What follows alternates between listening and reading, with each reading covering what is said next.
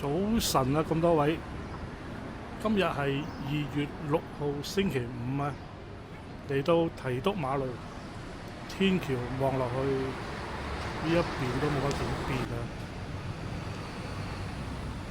變嘅地方就係多咗啲高樓大廈啦，同埋條天橋。我哋望翻過去筷子基口啊，白朗湖將軍大馬路。一邊係日苑狗場，咁差唔多接近100年啦，即係狗場呢個位置。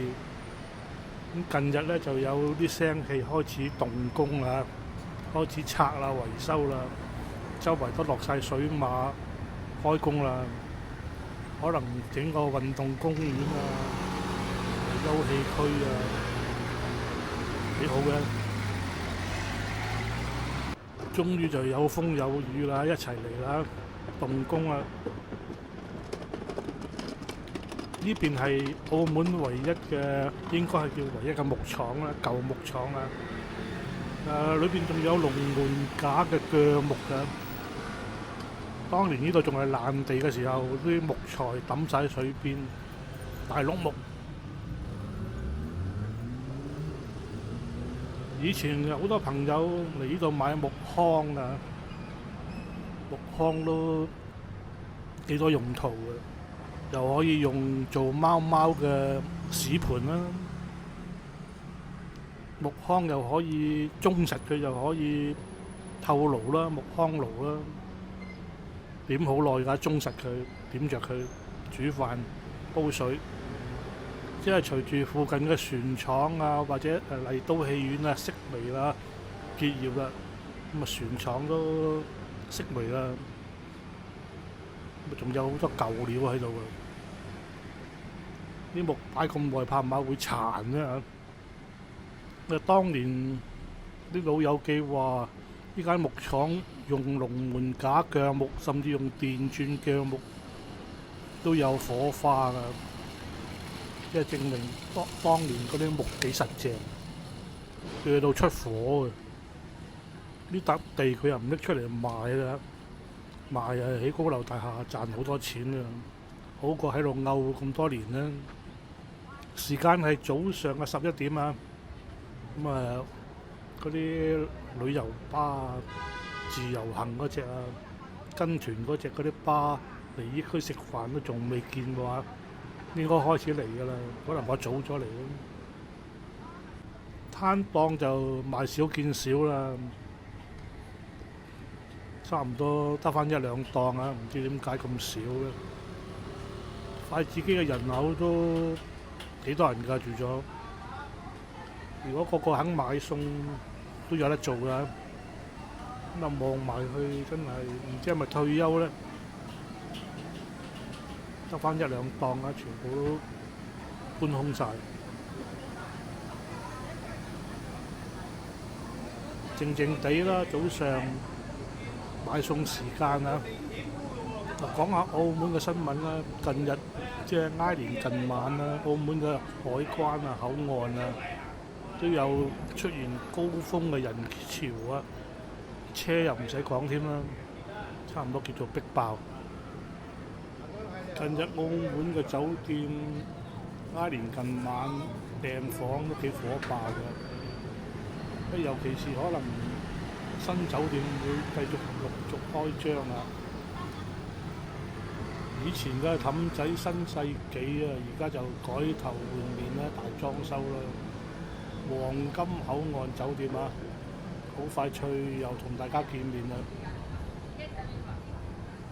有嘢睇喎，可能有2種級數嘅酒店俾你住喎，有平價嘅，亦都有5星級嘅酒店，即係2種啊，冰火兩重天。好啊，平價酒店又有貴價酒店，咁啊又有可以喺度揾食，齊齊揾食。唔知仲有冇賭場添啦嗰度？以前嘅新世紀啊！而家改咗黃金海岸。講起酒店，近期都幾出位下嘅，就係英皇啊酒店，楊受成啊。咁啊，自從娛樂場結業咗之後，咁啊有好多場所都關咗門，而地下嘅金磚咧，近日都唔見咗啦。套現啊，金價高，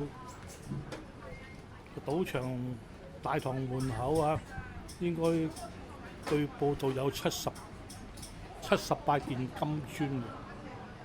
呢個時候放出嚟，起碼賺10個開啊！唔錯啊！啲商業眼光幾獨到。昨晚啊喺網絡睇到啲新聞咧，都幾得人驚㗎。據報道，央視都有講啊，毒菜毒生果，農藥超標啊！挨年近晚就放呢啲消息出嚟，即係唔使幫襯啦。嗰啲番茄啊，唔怕爛㗎，掉落地下好似乒乓波咁樣彈下彈下嘅。啲菜啊，農產品啊，落咗大量嘅農藥啊，即係蟲啊死啦，人都死埋。今日喺白朗湖將軍大馬路啊，對面係狗場都落晒水馬啦。筷子基佔地都揼轉都幾多地方㗎。去到海邊，大部分都係填海填出嚟啦。以前沙堤填海造地。講起60、70年代啊，呢一區就好荒涼嘅。咁啊加埋石仔堆木屋區啊，青洲啊，好似去咗貧民區咁樣啊。今日就好天氣啊，藍天白雲，仲係氣温幾高嗰隻啊！整一短袖衫就可以搞掂，行多幾步就出汗啦，熱辣辣。咁啊賣花嘅花婆喺灣仔就早過嚟開工啦。咁啲花真係好靚啊！可能天好暖啦，開到盡啊！近日呢一輪啲飲食業嘅生意好似又旺咗啲啊！咁啊，大量自己催谷下啦，介紹下啲靚嘢。咁就如果價錢唔係貴的話，咁啊好多朋友都中意喺澳門消費嘅。咁啊，始終澳門嘅啲嘢都係屬於新鮮靚嗰隻啊，即係叫做可以投訴啦。咁咪一出聲就政府就做嘢㗎啦，所以安全指數係幾高下㗎。旺角對面狗場啊，律苑狗場，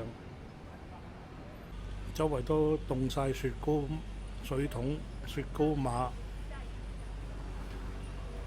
諗下當年嗰啲格力狗送俾人啊，我諗到今時今日已經差唔多拜拜啦。我諗澳門呢個絕跡格力狗啦，可以話俾啲朋友有個好嘅回憶啦。咁啊，當年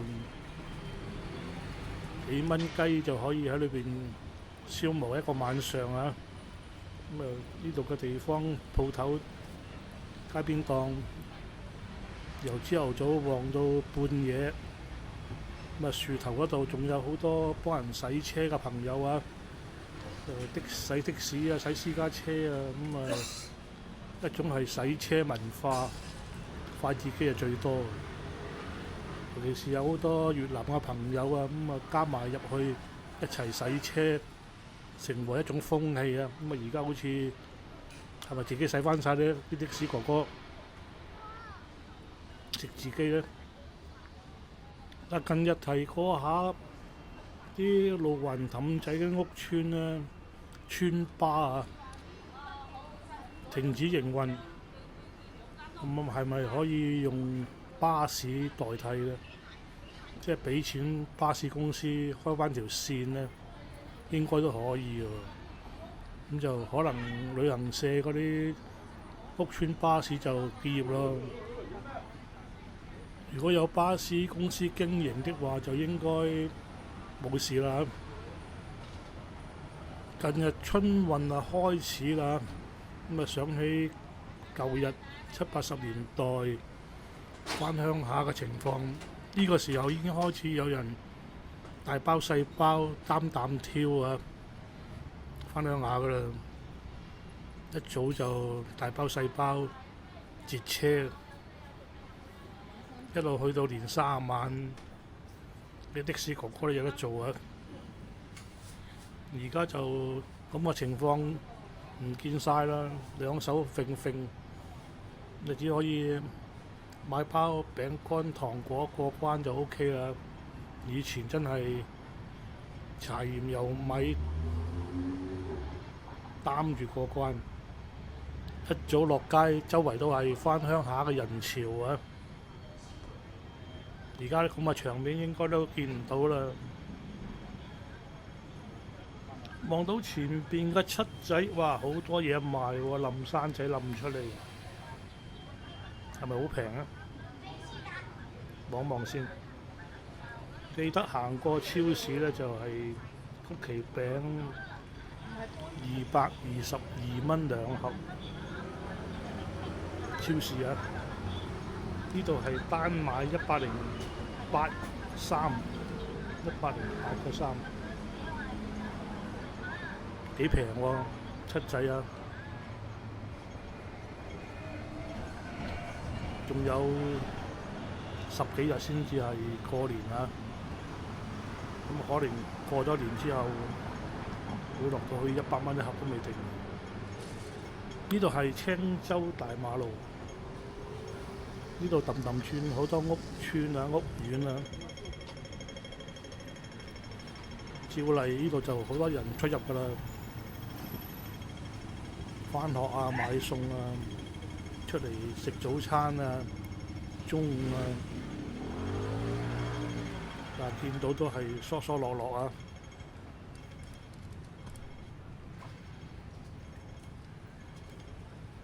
入咗嚟呢邊叫青洲啦，以前係菜地冇屋區。提起青洲、台山尾啊，咁澳門嘅朋友應該都好少嚟到呢一區啊！如果唔係呢一區住啊，或者做嘢啊，真係好少到。呢一區都叫做幾休閒啊！飲飲食食都幾經濟啊！尤其是有好多出名嘅網紅食店，好多時都排長隊啊！青洲劉記以前係大排檔啊，一個青洲造記，呢邊屬於青洲嘅木屋區菜地，咁啊再行入少少呢，就係青洲啊，青洲嗰個炮台山，咁啊澳門好多高點高嘅地方喺以前都係俾葡萄牙政府佔領咗高地啊，起炮台駐軍。至於嘅聖若瑟修院啊，仲有個舊址添㗎遺物啊。你又要講下早年嘅青洲水泥廠啊，咁啊喺1887年喺澳門最早期嘅水泥廠，咁啊後期搬咗去香港啦。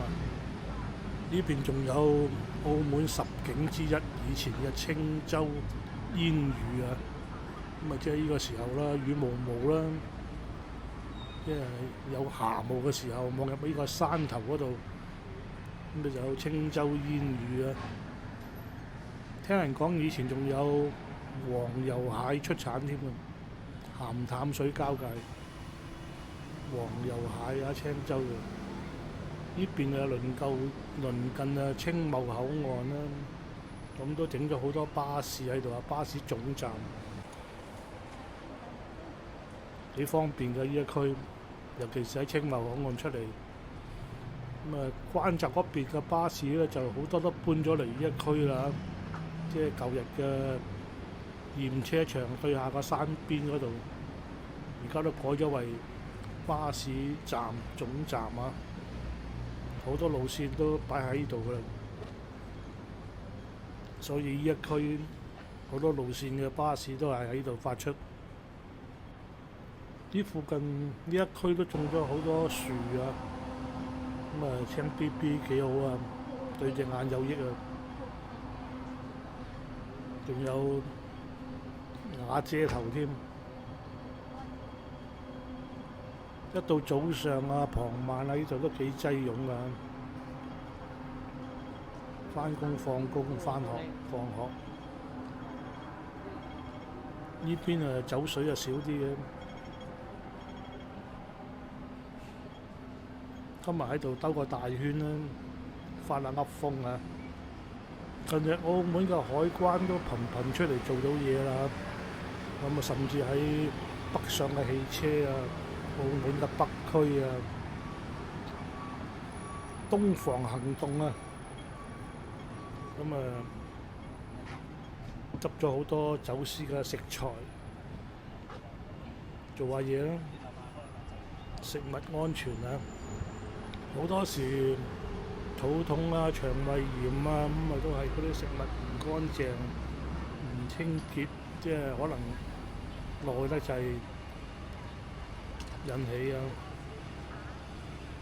咁啊，依輪呢幾日啲金價、銀價、油價樣都跌翻啲啊，一路係咁跌啊。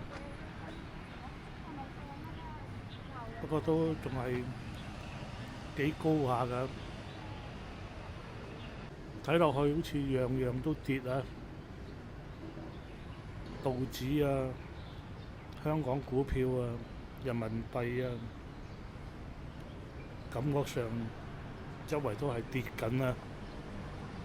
望過嚟呢邊，以前呢度好似係瀝青廠啊，即係政府整瀝青我嚟鋪地嘅地方。有時行過都幾臭瀝青味，而家都搬走咗啦。呢度仲有政府嘅驗車場，亦都搬咗去氹仔啊！我哋轉過對面啦，行下台山嘅菜園涌邊街啊！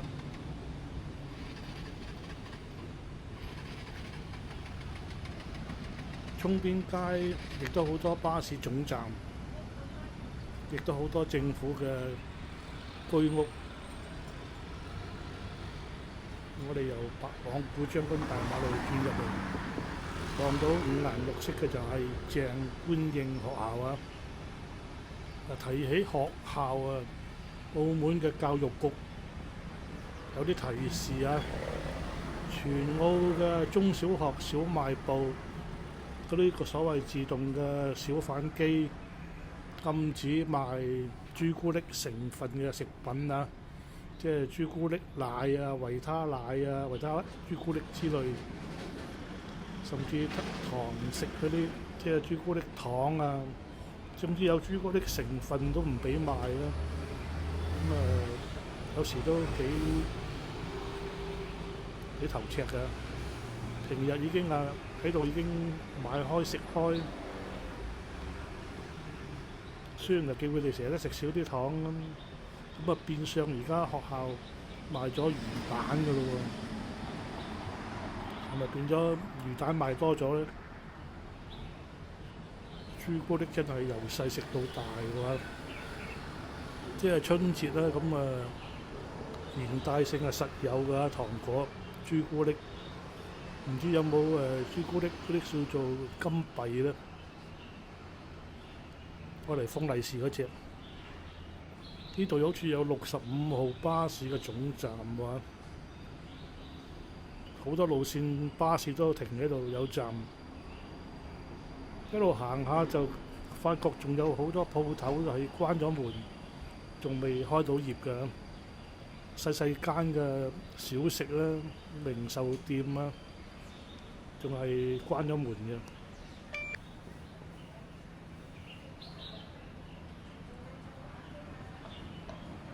鄭觀應學校好搶眼啊！望落去真係好少人，人都唔多。呢度床應該住好多朋友嘅。台山菜園涌邊街，一邊係菜園北街，菜園涌巷氹氹轉都係叫菜園，即係當年以前呢度係種菜嘅地方，又挨近拱北，貼住拱北啊呢一區。嚟到台山嘅牌坊啊，呢附近好多茶記餐廳，咁經濟實惠啦。